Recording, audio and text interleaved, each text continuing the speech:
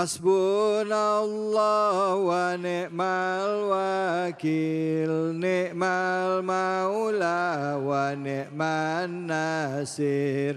Hasbunallah wa ni'mal wakil, ni'mal maula wa ni'man nasir. Hasbunallah wa ni'mal wakil, ni'mal maula wa ni'man nasir. Hasbunallah wa ni'mal wakil, ni'mal maula wa ni'man nasir. Sallu ala Nabi Muhammad.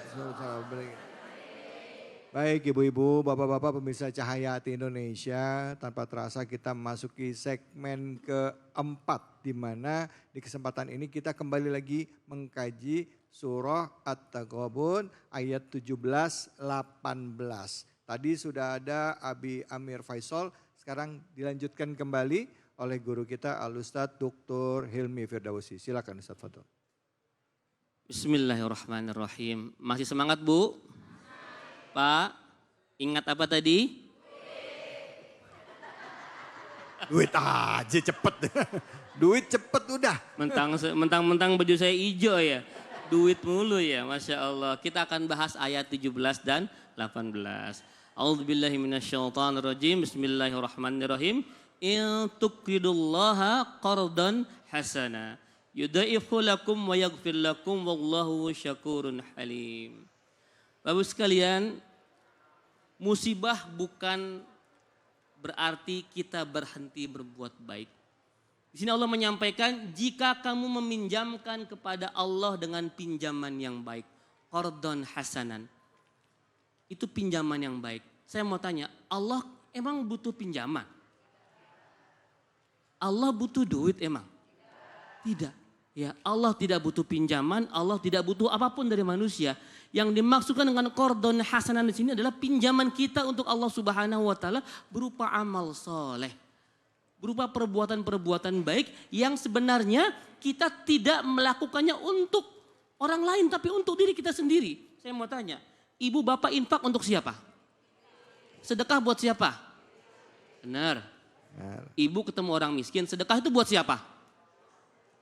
Buat siapa? Intinya buat diri sendiri. Kita membantu orang lain itu untuk diri kita sendiri. Kenapa demikian? Karena kita sedang meminjamkan harta kita kepada Allah. Kalau orang minjem ditagih nggak nanti?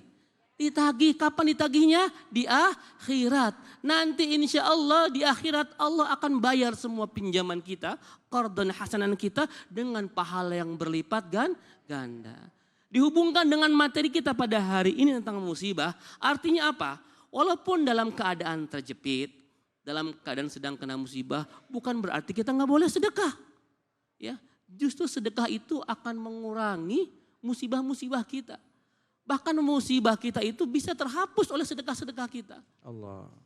Artinya apa Bu? Sedekah di kala sempit itu nilainya jauh lebih luar biasa dibanding saat kita lapang. Orang kaya sedekah 10 juta, biasa. Orang miskin sedekah 10 ribu, Masya Allah, tabarakallah. Ya, jadi orang itu bersedekah bukan dinilai besarnya, ya, tapi dinilai bagaimana sebesar pengorbanannya. Bagi orang yang punya uang 1 miliar, 10 juta itu nggak ada apa-apanya Bu. Tapi bagi bapak yang cuma punya 20 ribu, bapak sedekah 10 ribu itu luar biasa. Maka ciri-ciri penghuni surga kata Allah Subhanahu wa taala di surah Ali Imran, A'udzubillahi minasyaitonirrajim, alladzina yunfiquna fis-sarra'i wad-dharra'i. Orang-orang yang berinfak dikala dia lapang dan dikala dia miskin. Ibu sedang banyak duit, infak itu wajar, Pak, ya. Bapak ini lagi banyak duit nih, infak itu wajar. Namun ibu lagi kena musibah, ya, ibu sedang kena sakit, ibu sedang diuji dengan mungkin kebakaran atau rumahnya kemalingan atau kena banjir dan sebagainya. Tapi ibu masih berbuat baik, itu amalnya luar biasa di mata Allah Subhanahu wa taala. Artinya musibah itu bukan ibu berhenti berbuat baik, bapak berhenti berbuat baik. Ya, berbuat baik kapan saja. Ya, musibah Bu. Ibu sedang kena musibah enggak Bu?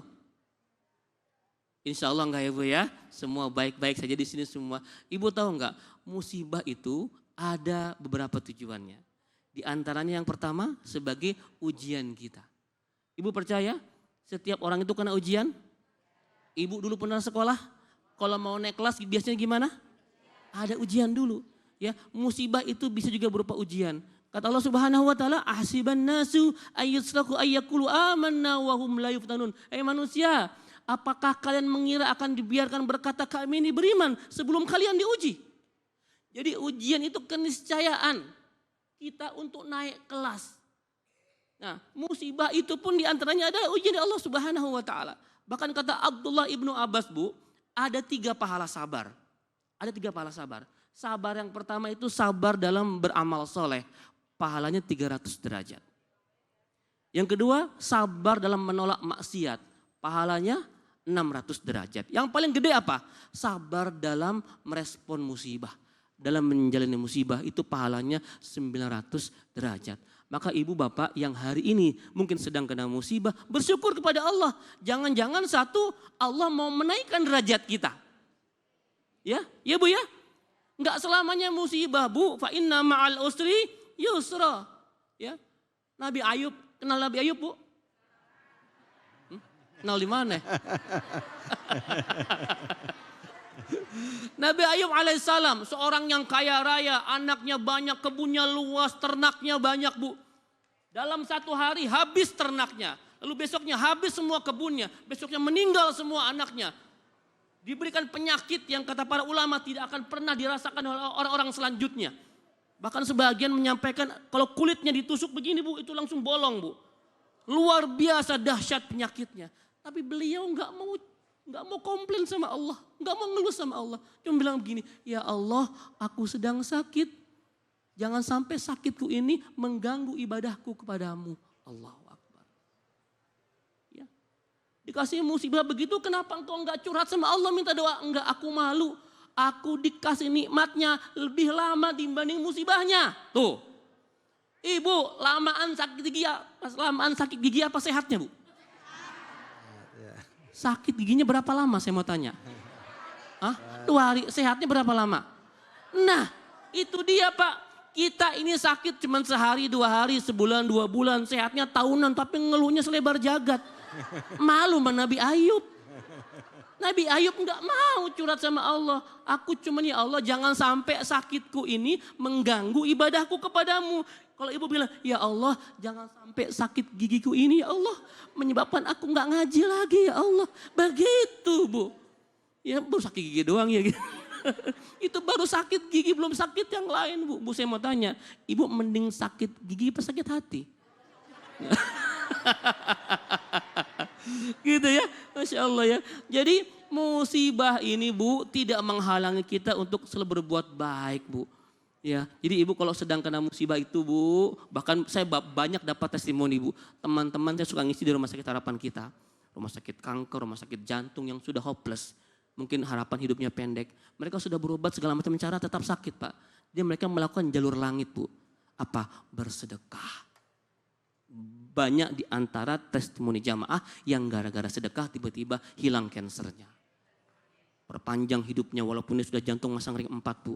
Masya Allah, Bu ya, itu akibat dari beramal soleh walaupun ibu sedang kena musibah. Maka ketika ibu sedang kena musibah jangan lepas berbuat baik, jangan pelit. Kita intinya bukan ngasih, Bu, tapi minjem. Ya, minjemin kepada Allah, nanti di akhirat kita tagih kepada Allah dan Allah akan membayarnya. Ibu kalau ditagih utang sama yang utangin gimana, Bu, responnya, Bu? Kabur enggak?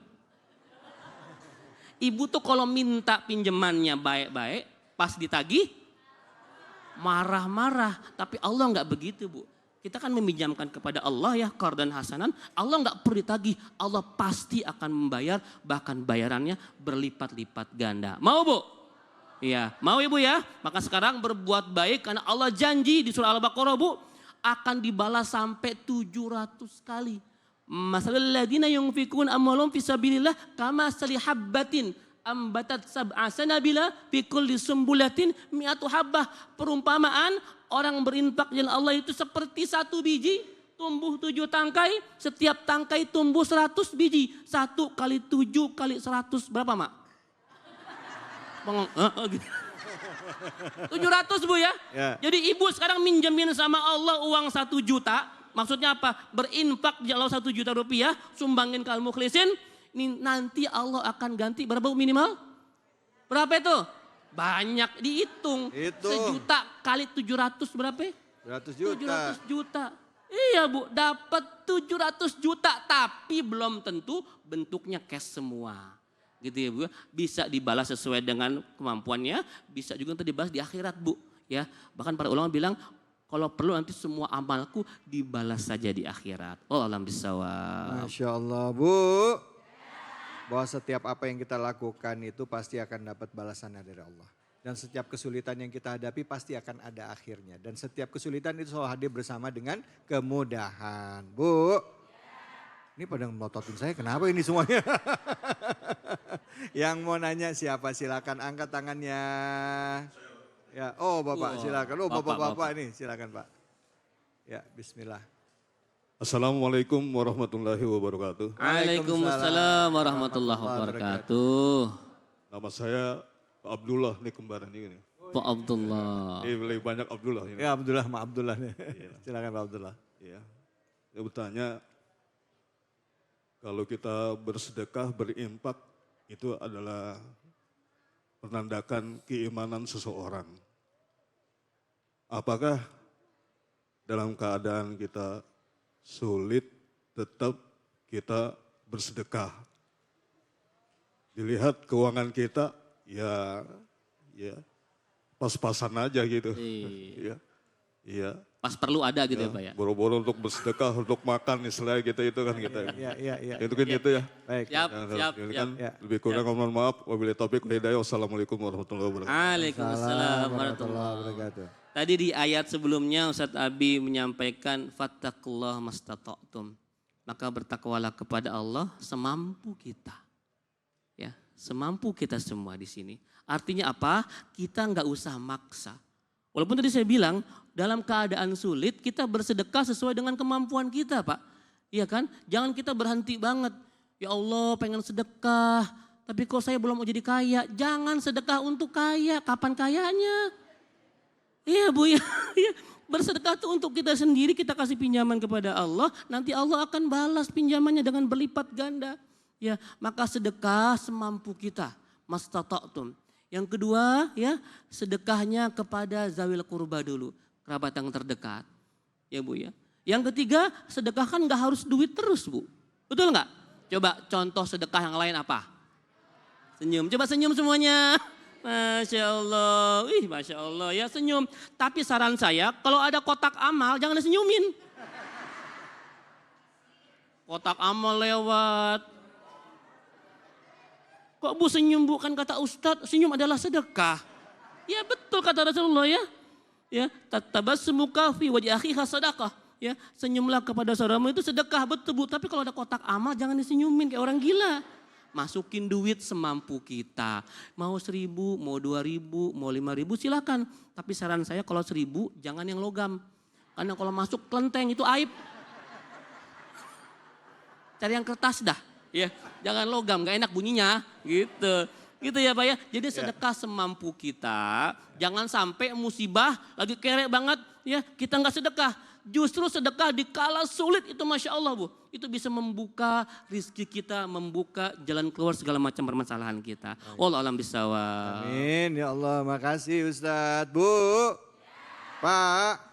Sedekah di kala sempit itu malah membuka pintu rezeki kita ya. Dan sedekah itu tadi disampaikan juga oleh Ustadz itu mencegah kita dari terkena musibah. Melindungi kita dari musibah. Makanya pagi hari ya sebelum berangkat kerja lihat dompet. Kalau ada 100.000, 50.000, ada 20.000, ada 10.000, ada 5.000, ada 1.000 yang lecek jelek yang mana yang dikeluarin?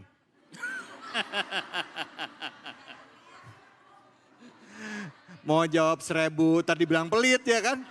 Jadi berapa Bu? Angka berapa keluar Bu? 10.000. Kenapa enggak yang 100.000? Buat makan.